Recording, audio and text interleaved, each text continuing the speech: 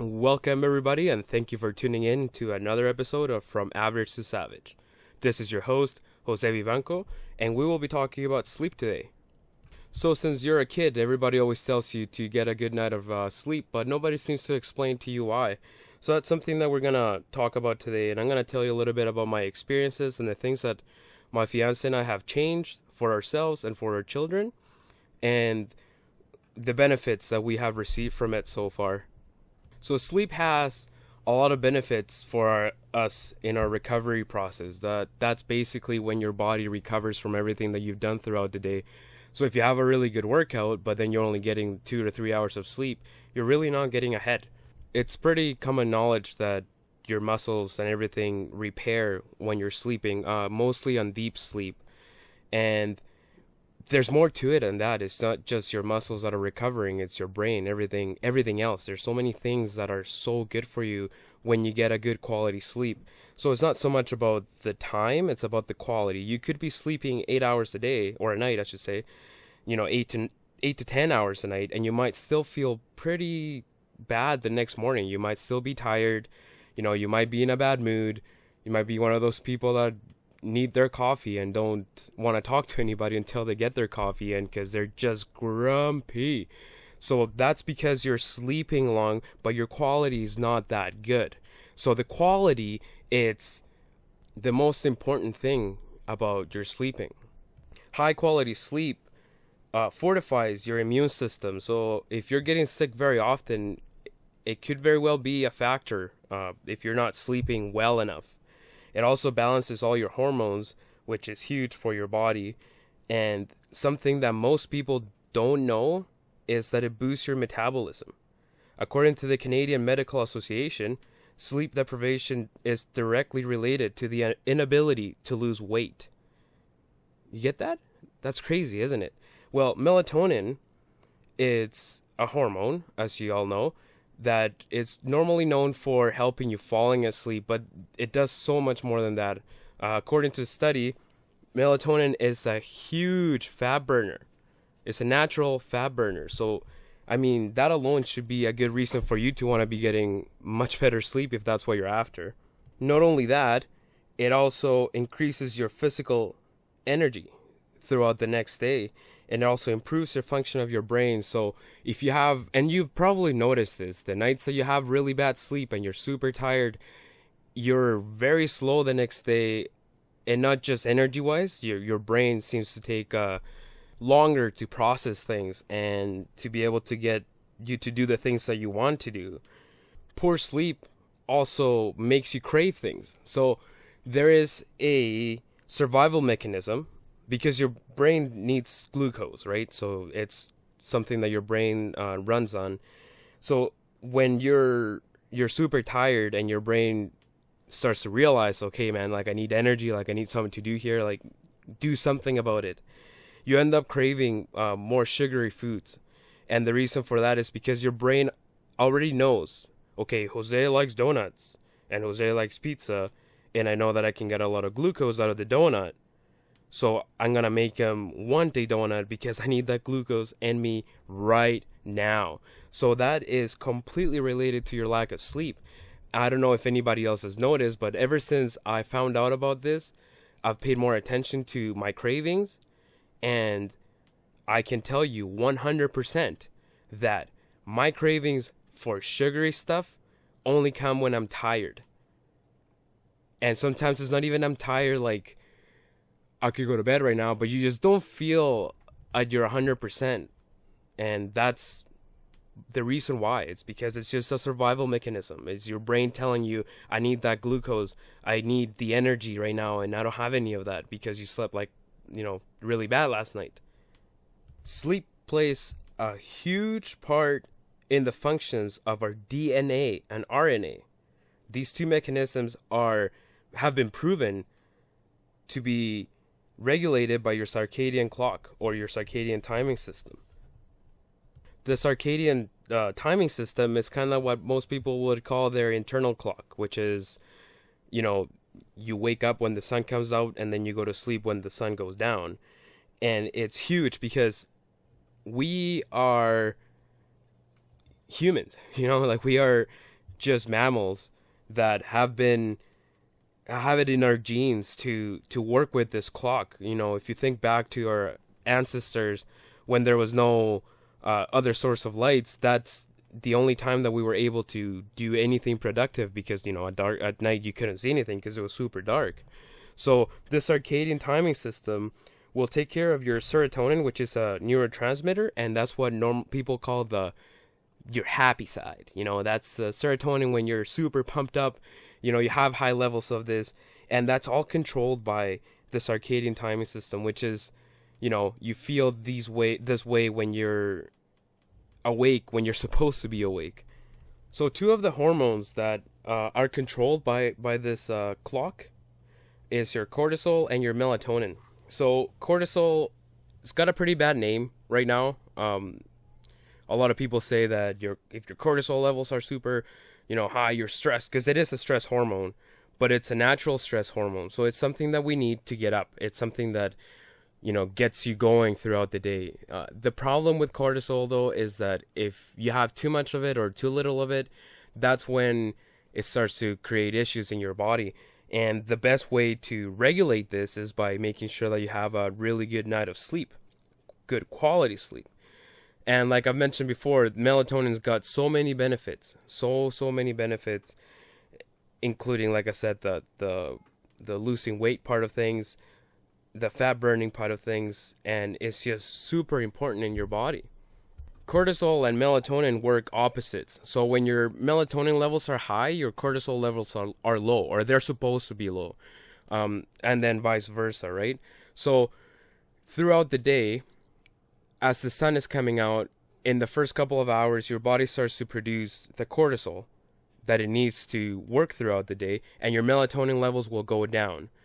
And then as the sun sets, those two will go the opposite way. So your melatonin levels will go up and your cortisol levels will go down, and that is exactly the way that it's supposed to work.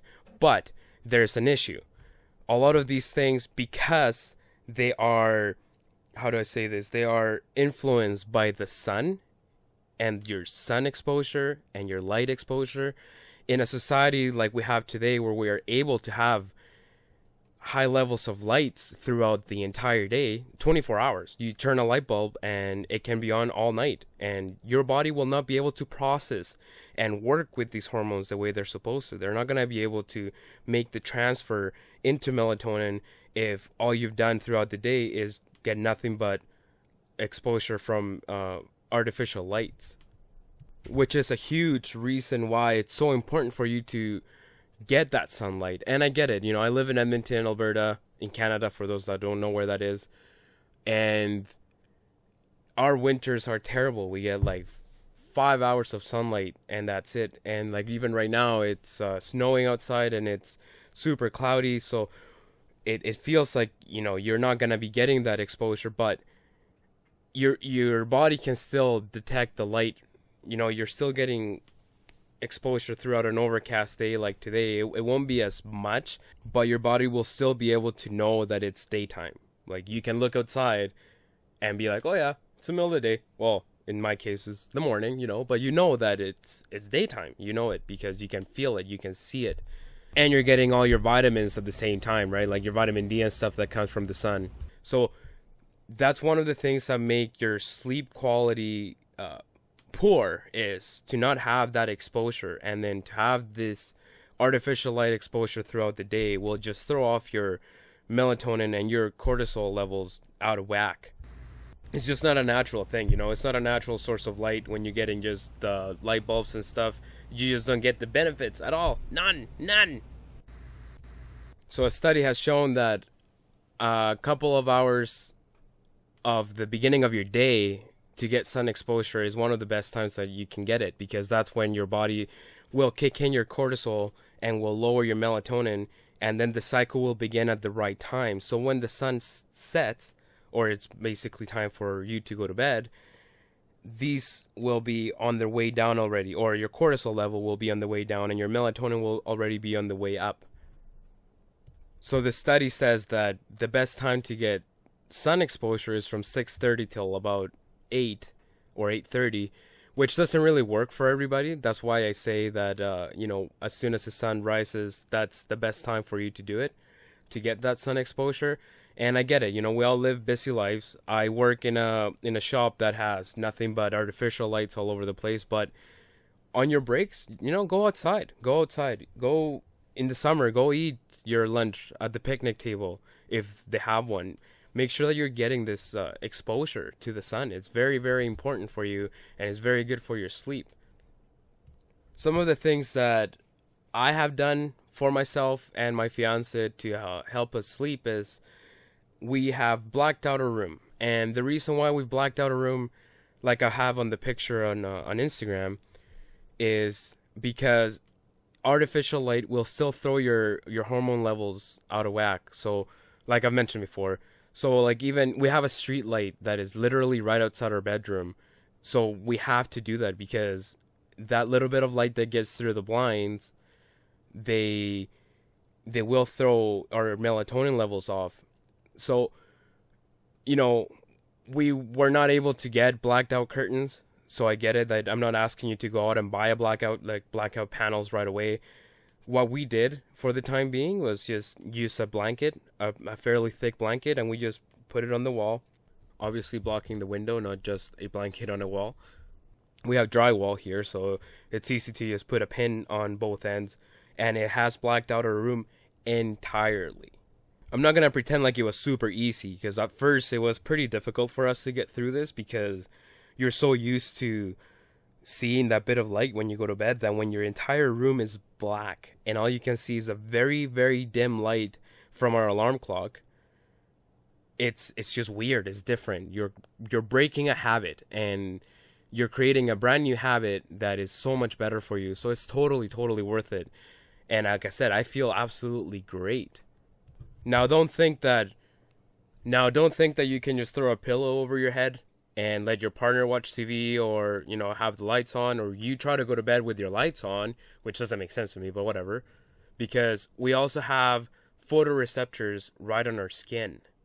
So to prove how this affects your sleep, there was a study done where this guy was put into a blacked out room and they monitor his brain activity and his sleep cycles, and everything was, golden. Everything was perfect. Everything was good. So the next night, they did the exact same thing, except that they started shining a flashlight on the back of his knee, and this flashlight was shining a light the size of a quarter, and that little bit of light touching his skin, not even his eyes, just his skin, threw his levels off. Can you believe that? Isn't that crazy? And it's something that most of us just deal with and act like it's something is so normal because we're so used to, going to bed with the artificial lights shining through the window and cars going by and, shining that light into your bedroom and into your skin. So it's something that most people would never think that it would be a big deal, but it is. Studies have shown that it is a huge deal.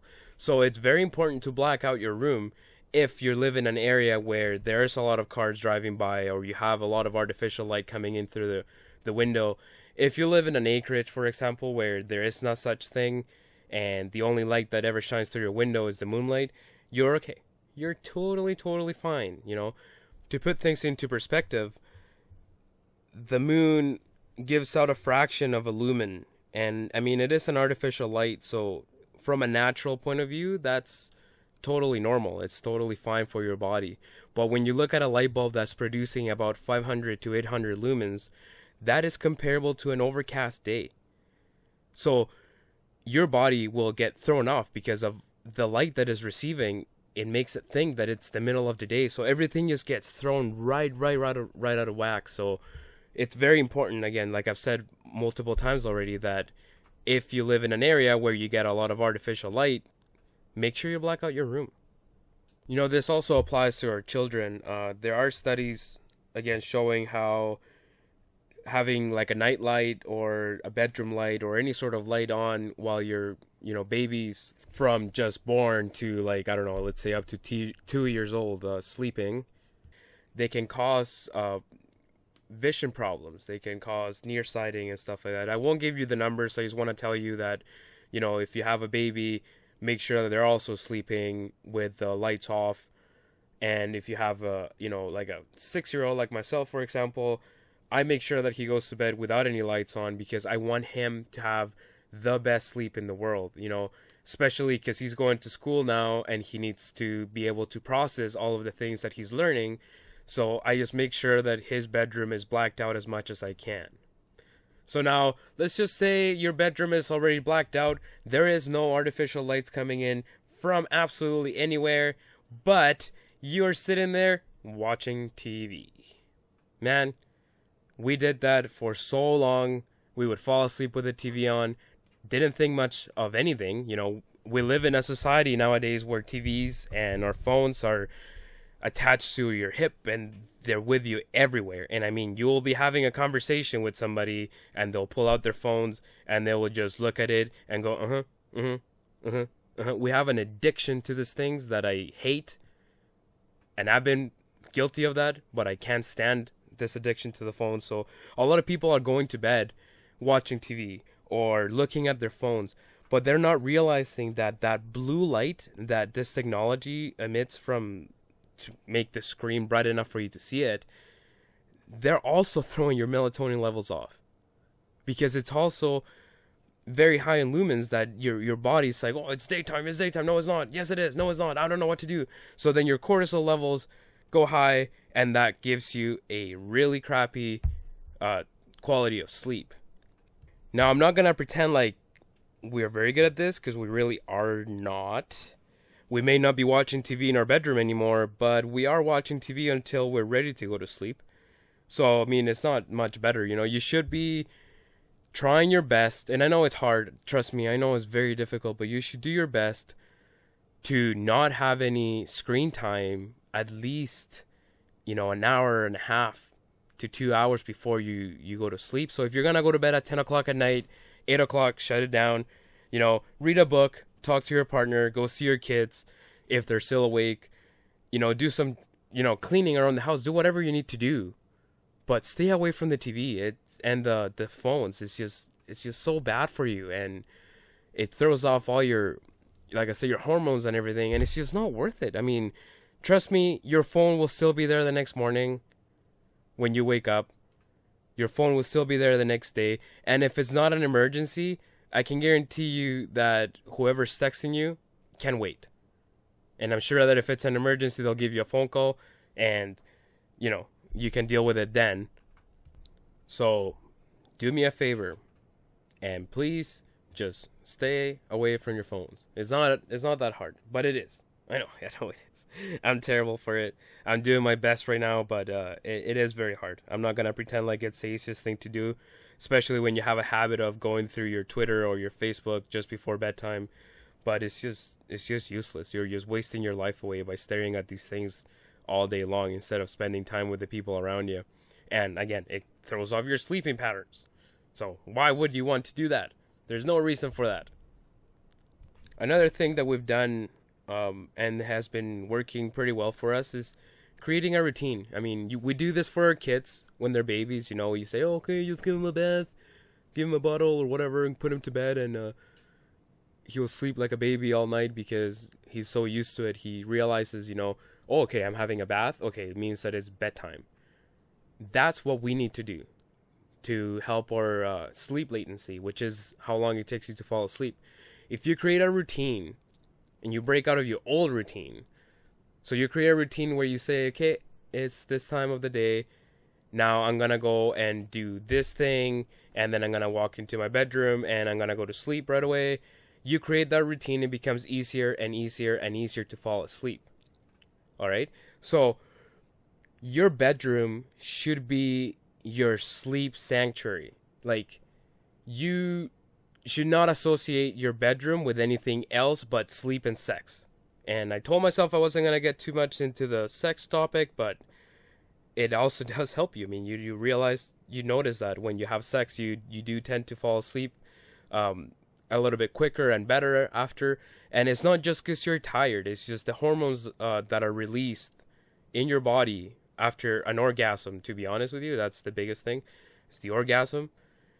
It relaxes you, it releases stress, and it helps you to fall asleep and have a good quality of sleep. So make sure your bedroom is meant for those two things and nothing else. Keep your office outside of the bedroom.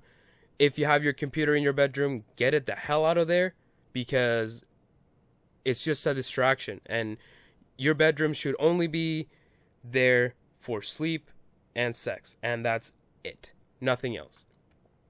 So the reason why it's so important, and I'm bringing this up right now, is because when you create that sanctuary of a sleep, of this is my bedroom, this is where I go to sleep, your body will adapt to that, and you'll walk into your bedroom and you'll automatically feel like, okay, now it's bedtime, now it's time to go to sleep, because you've created that routine, and because you've created this area where your body automatically says, okay, this is where I sleep, and now I'm tired because it's time to go to bed, just because I walked into this room.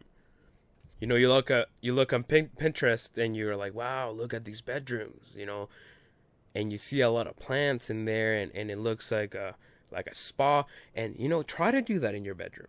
Why not? What's stopping you from trying to do that in your bedroom? So what we have done is, so far we've gotten a couple of plants to put in our bedroom.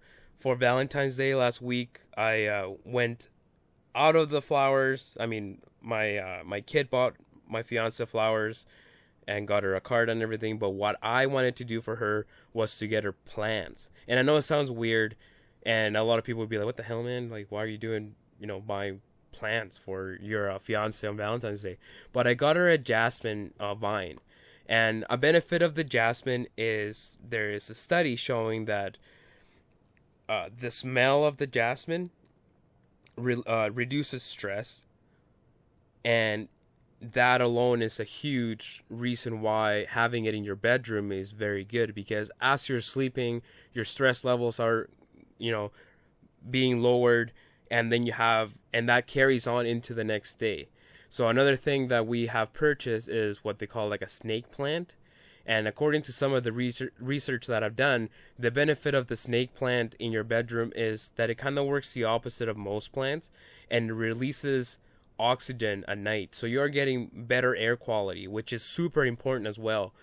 And another reason why I got an English ivy in the bedroom, because it detoxifies the air. So there's a lot of scientific reasons behind it. I'm not gonna bore you with it. Just trust me, it's one of those air purifying plants that just make a huge difference. And it's just a huge difference, guys. Like, I'm not even trying to exaggerate. I honestly cannot believe the amount of energy that I have when I get up in the mornings now. How happy I am, how ready to go I am. I mean, I'm taking care of my two kids throughout the day because I only work on weekends, and my mood has just increased, and my patience has gotten so much better, and just, oh man, I'm just getting goosebumps telling you how good I feel now, and it's all because I'm sleeping better. And it's something that we all have to do. It's something that, and we don't even have to do it. You should love it. You should absolutely love it.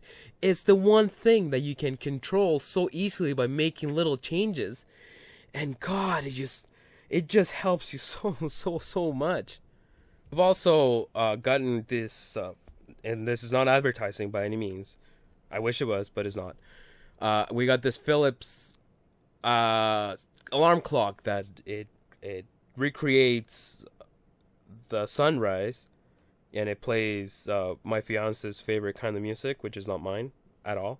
But I'm willing to wake up to it because I want her to be happy first thing in the morning. And it's made a huge difference for us too.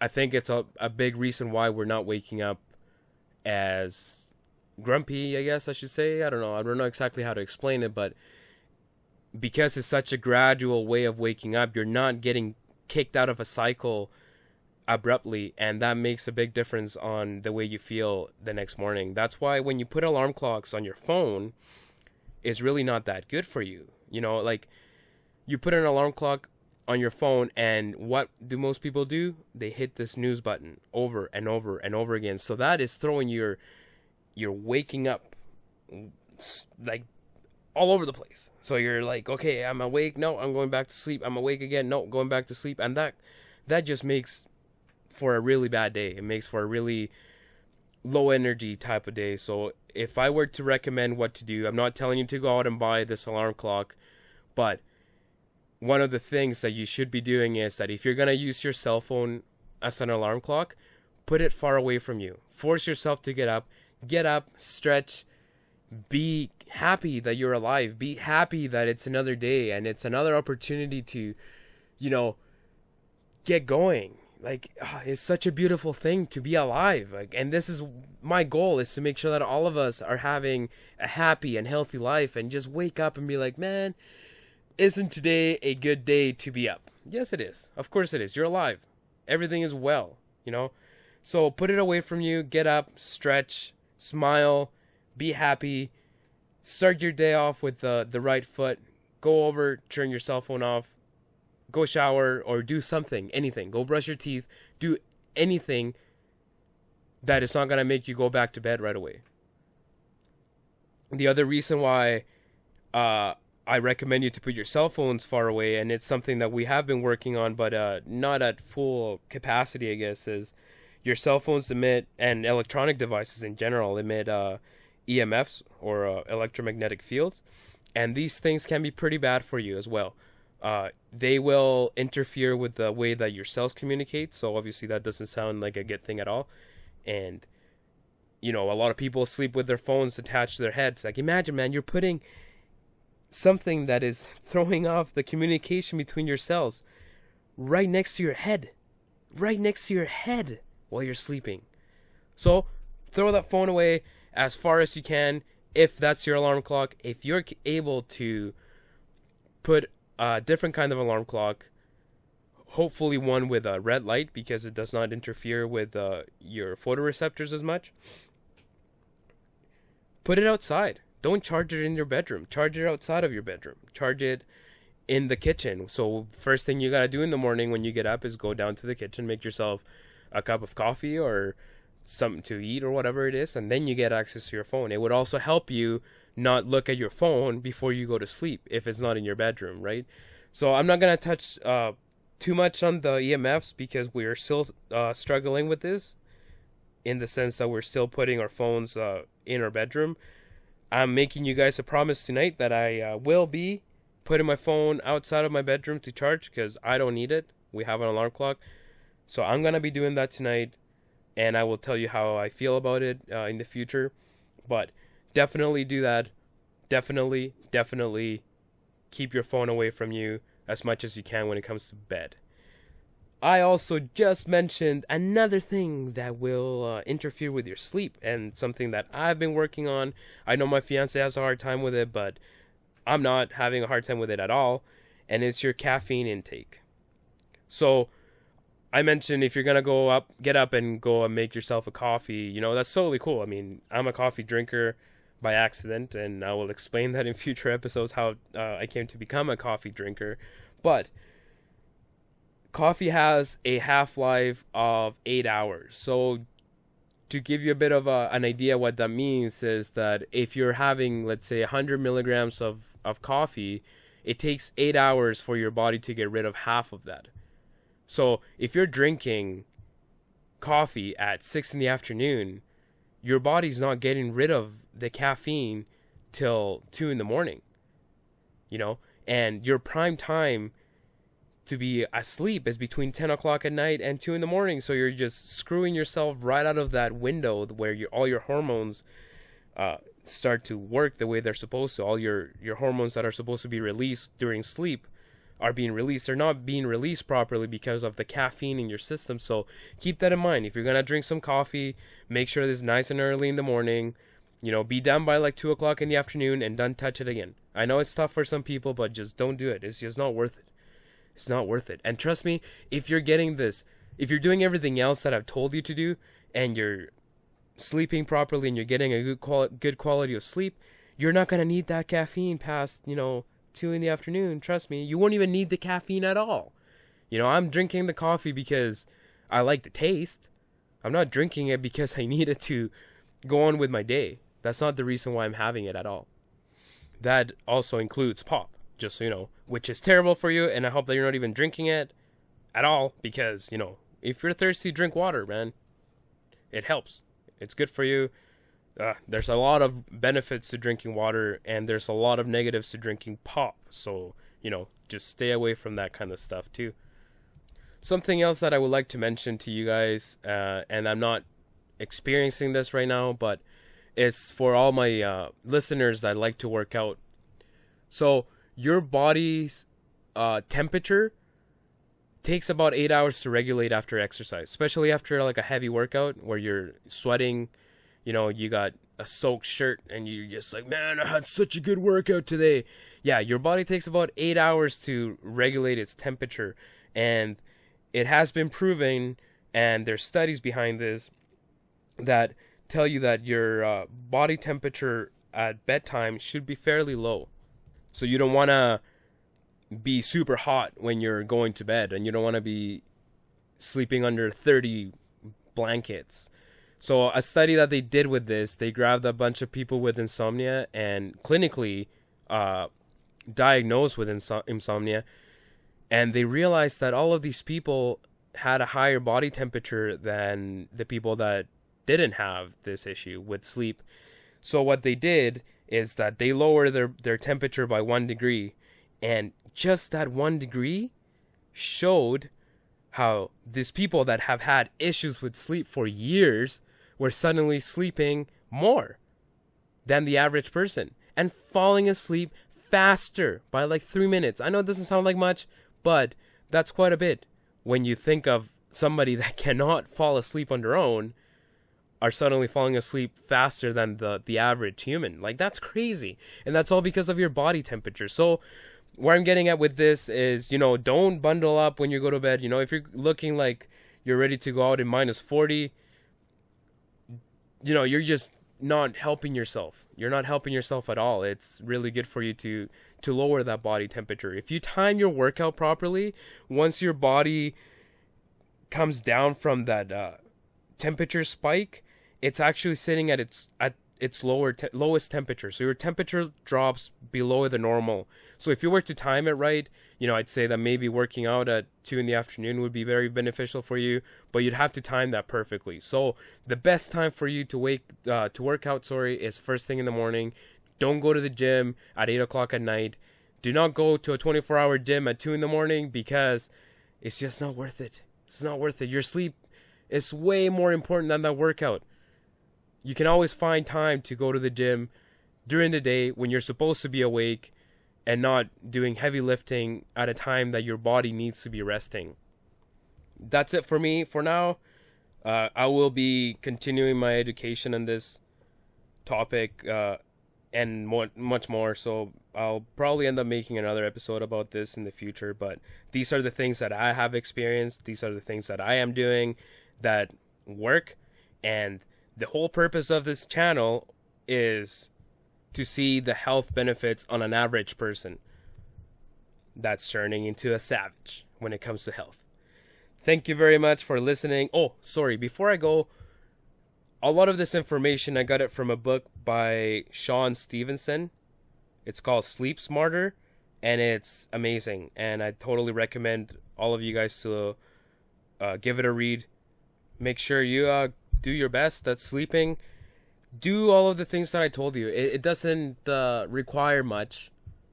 I just wanted to give you this information this early into my my channel because it's something that we can work on immediately. It's something that you can go home today, or if you're already home, you can just go take the TV out of your bedroom if you have to, or, you know, make sure that you're not watching TV until bedtime, or black out your room, whatever it is that you gotta do or that you're able to do right now. You can make that change today. It doesn't require you to wait a few days or anything like that. You can make that change today. You can start right now. So please do so. Trust me, you will feel amazing. Amazing. I just feel so good. Oh, I just can't handle it. I'm just so excited. I honestly feel great. And it's all because of the sleep, man. Oh. Well, thanks again for tuning in today with me. I hope you enjoyed the episode. I hope that you take this tips and actually go with it. I hope that you guys have a great night of sleep tonight, and I hope you guys feel unbelievable tomorrow. Don't forget to subscribe. Don't forget to follow on Instagram. I will be putting the link to it, or my tag, I guess, I don't know what to call it, on the episode notes. So make sure to check it out.